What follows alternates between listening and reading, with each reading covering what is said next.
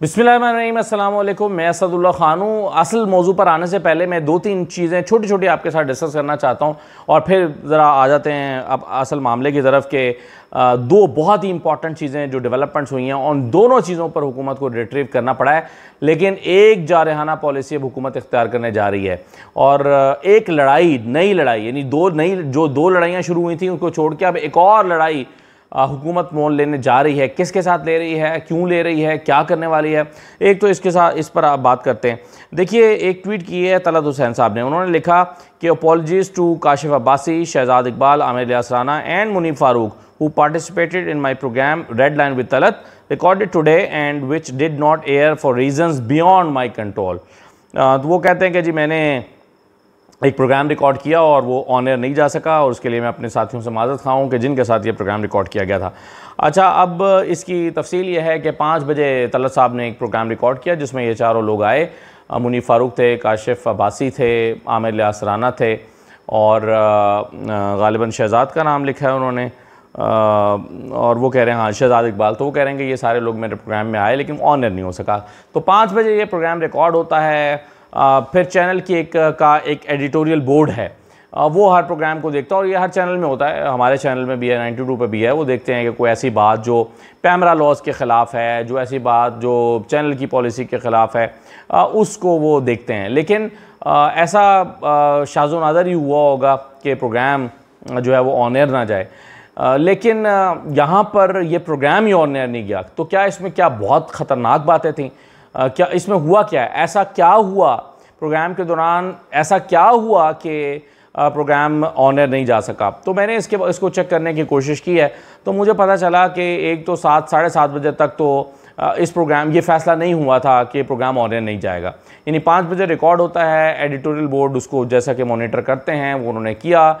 उस पर रिजर्वेशन थोड़ी बहुत थी कि जी ये जो है वो चैनल पॉलिसी के ख़िलाफ़ है कुछ चीज़ें, और उसके बाद फिर कोशिश हुई कि ये कुछ चीज़ें इसमें से काट दी जाएँ, एडिट हो जाए प्रोग्राम और उसके बाद जो है उसको ऑनर कर दिया जाए। लेकिन कोई 7:30 बजे के करीब, 7:30-8 बजे के करीब जाके ये फ़ैसला हुआ कि नहीं, ये तो ऑन एयर ही नहीं जा सकता और फिर उसको ड्रॉप कर दिया गया और कल का प्रोग्राम जो है उसको रिपीट प्रोग्राम के तौर पर चला दिया गया। अब उसमें हुआ क्या था डिस्कस? क्या उसमें फ़ौज के हवाले से कोई बातें हुई थी? क्या कोई इस्टेब्लिशमेंट के हवाले से बहुत सख्त बातें हुई थी? मेरी इत्तला ये है कि उसमें हुकूमत के हवाले से बहुत सख्त बातें हुई थी। इस्टेब्लिशमेंट या फ़ौज के हवाले से नहीं हुई थी, बल्कि मौजूदा हुकूमत और हुकूमत की जो फ़ैसला आया है रिज़र्व सीट्स का, उसके हवाले से, हुकूमत की पॉलिसीज़ के हवाले से, हुकूमत की कमज़ोरियों के हवाले से कि हुकूमत फंस गई है, हुकूमत बुरी तरह से जो है वो उसमें उलझ गई है और पाकिस्तान तहरीक इंसाफ तेज़ी के साथ मकबूल हो रही है और हुकूमत के पास कोई ऐसी पॉलिसी नहीं है कि वो उसको काउंटर कर सके और सुप्रीम कोर्ट से वो लड़ाई मोल रहे हैं। इस तरह की बातें जो हैं वो डिस्कस हुई थी। यानी हालिया अदालती फ़ैसलों और PTI को बैन करने के हवाले से हुकूमत पे काफ़ी तनकीद की गई थी। अब आप जानते हैं कि ये हुकूमत एक सेंसिटिव मौजू है समा TV का। उसकी वजह यह है कि वो उसको ओन करते हैं अलीम खान साहब, और अलीम खान जो हैं वो फॉर्म 47 के ऊपर एक MNA बन के बैठे हुए हैं और जानते हैं कि ये एक जाली हुकूमत है। लोगों के मैंडेट का सही जो है वो तर्जुमानी ये हुकूमत नहीं कर रही। और अलीम खान साहब भी, मैंने आपको उसी दिन बताया था, इलेक्शन से एक दिन पहले ही बता दिया था कि वो अपना इलेक्शन छोड़ के भाग गए हैं, यानी शिकस्त उन्होंने तस्लीम कर लिया है। लेकिन फिर अल्लाह की शान देखिए कि जिन लोगों ने अपनी शिकस्त तस्लीम कर ली थी इलेक्शन से एक दिन पहले या इलेक्शन की रात को या इलेक्शन की रात 2 बजे तक, वो सुबह वो सारे जिता दिए गए। तो अब जब अलीम खान साहब इस अंदाज में वज़ीर बने बैठे हैं तो फिर वो हुकूमत के ख़िलाफ़ कोई प्रोग्राम ऑन एयर जाना व इस तरह की सूरत हाल में वो एडिटोरियल बोर्ड के लिए बड़ा मुश्किल होगा कि वो भेजे। तो ये प्रॉब्लम जो है वो बुनियादी तौर पर हुकूमत पे तनकीद की वजह से हुई है और ये प्रोग्राम ऑन एयर नहीं जा सका।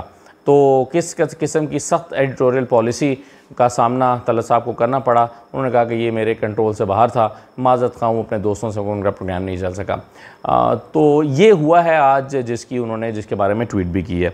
दूसरी बात यह है कि जनाब चूँकि हुकूमत अब बयानिया बना रही है कि पाकिस्तान तहरीक इंसाफ ने बड़ा जुल्म किया और बड़ा गलत किया है पाकिस्तान के साथ और ये पाकिस्तान की मुखालिफ क़ुव्वत है, अब ये बयानियाँ बना रहे हैं और इस सिलसिले में प्रेस कॉन्फ्रेंसेस हो रही हैं और जब ये प्रेस कॉन्फ्रेंसेस हो रही हैं तो आप सोचें कि इसका ऐसा लगता है कहीं पर बैठ के स्क्रिप्ट लिखा गया है और कहीं पर बैठ के इसकी जो है वो पूरी एक प्लानिंग की गई है कि क्या क्या बातें करनी है। ऐसा लगता है कि कोई रिटन जो है ना वो कुछ चंद पॉइंट्स बनाकर स्प्रेड किए गए हैं और वज़रा या MNAs या जो नून लीग के अहम लोग हैं उनको दिए गए हैं कि भाई ये बातें टॉक शोज़ में करनी है और ये आपने प्रेस कॉन्फ्रेंस करनी है। तो काशिफ वासी ने आज एक क्लिप चलाया और बड़ा दिलचस्प है मेरे ख्याल में वो क्लिप, उनकी टीम ने ज़ाहिर है ये बनाया।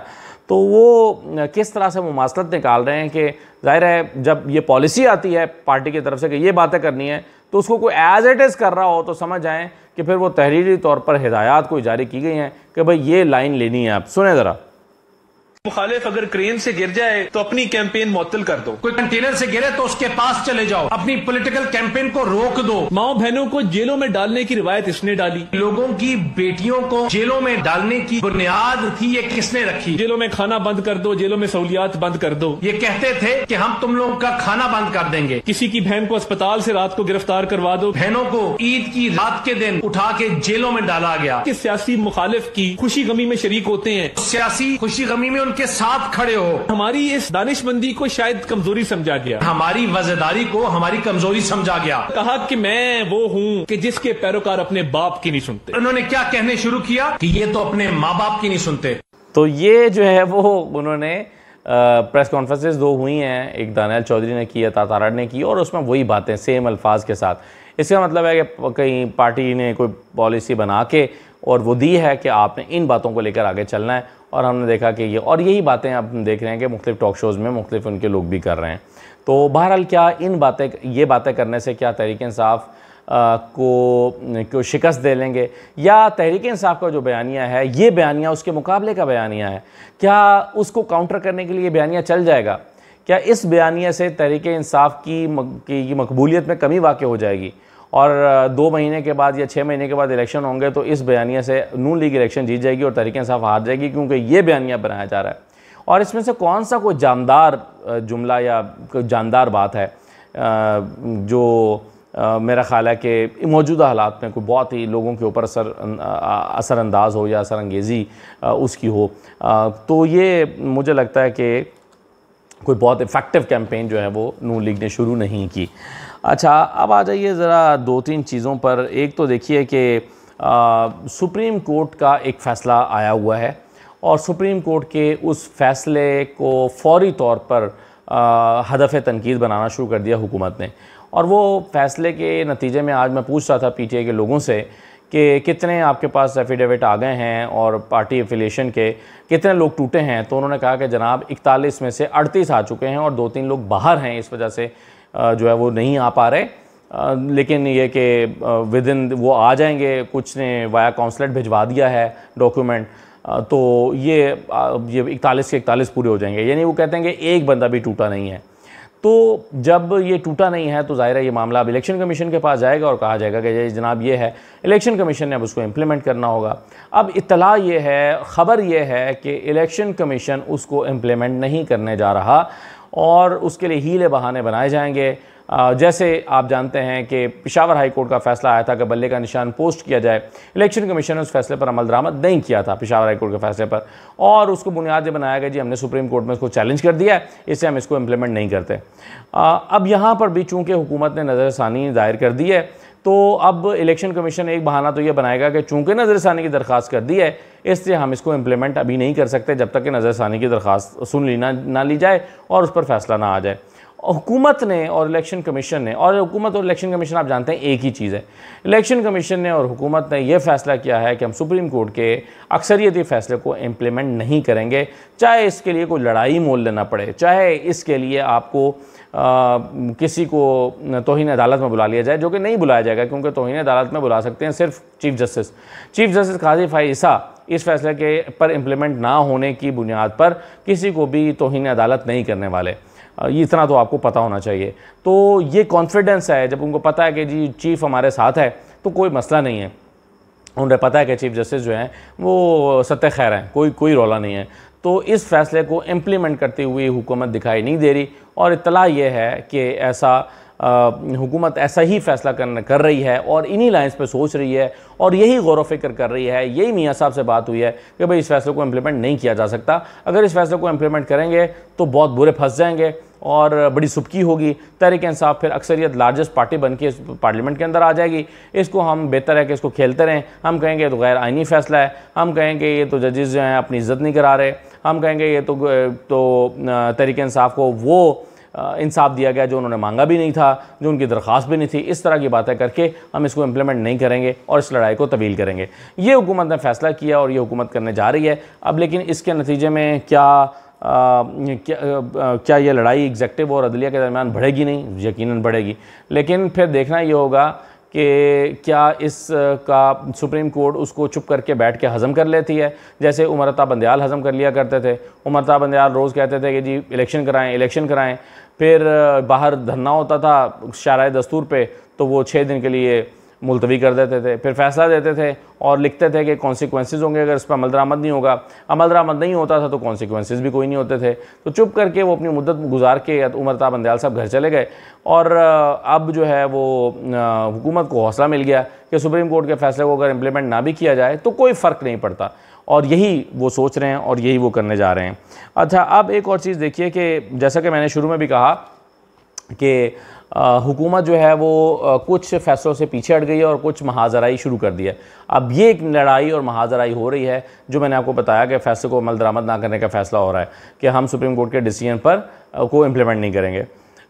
लेकिन दूसरी तरफ कहीं पर रिट्रीव भी किया है हुकूमत ने, पसपाई इख्तियार कर लिया है। अब जहाँ ये जो पाबंदी का फ़ैसला था, PTI पर पाबंदी का फ़ैसला, अब देखें एक तो पहली बात तो ये कि ये इतना बड़ा फ़ैसला था तो ये इस फ़ैसले के लिए आपको राना सनाउल्लाह को बैठना चाहिए था, कोई और पार्टी के 5-7 सीनियर लीडरशिप बैठती, ख्वाजा आसिफ बैठते, वज़ीर दिफा हैं, और लोग बैठते, वो अता तारड़ भी चले बैठ जाते हैं, लेकिन फिर ये प्रेस कॉन्फ्रेंस होती तो वज़न होता है इस पार्टी प्रेस कॉन्फ्रेंस में।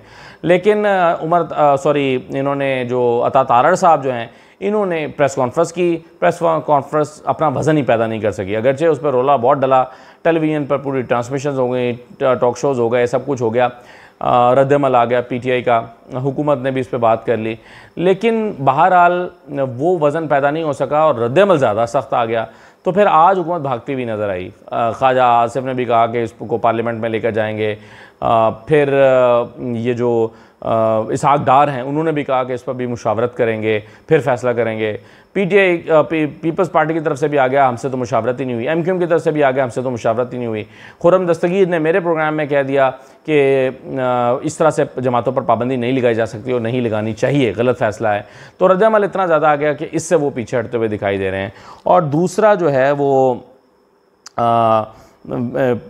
दूसरा जो एडहॉक जजेस वाला है, इस पर भी अब बहुत ज़्यादा रद्दअमल शदीद आ रहा है कि आप एडहॉक जजेस लगा के और अपनी इस तरह से जाली तरीके से अपनी अक्सरियत अगर बनाएंगे तो उससे क्या असरात मुरतब होंगे। तो कराची बार एसोसिएशन जो है उसने बहुत सख्त एलामिया निकाला है और कहा है कि वो कंडेम करते हैं, ये नहीं कहा कि वो इसकी मुखालफत करते हैं।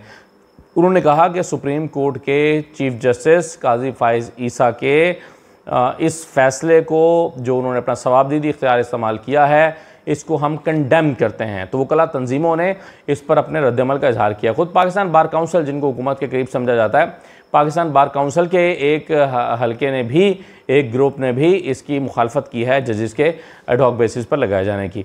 तो वो जो यानी दो बड़े फैसले, एक पाकिस्तान तहरीक इंसाफ पर पाबंदी लगाने का फ़ैसला, उससे हुकूमत थोड़ा पीछे हटती हुई दिखाई दे रही है, और दूसरा जो एडहॉक जजेस लगाने का फ़ैसला है उस पर भी बहुत सख्त रद्दअमल आया है। न जाने ये हो पाता है या नहीं हो पाता। लेकिन जो तीसरी चीज़ है फ़ैसले को इम्प्लीमेंट करने वाली, उसमें बहरहाल हुकूमत ने फ़ैसला किया है कि हम लड़ाई को आखिरी स्टेज तक लड़ेंगे और हार नहीं मानेंगे, चाहे इसके लिए सियासी तौर पर शहीदी होना पड़े। ये मैंने आपको पिछली वीडियो में भी बताया था। तो इस तरह की चीज़ें हो रही हैं जनाब। इजाज़त दीजिए, अल्लाह हाफ़िज़।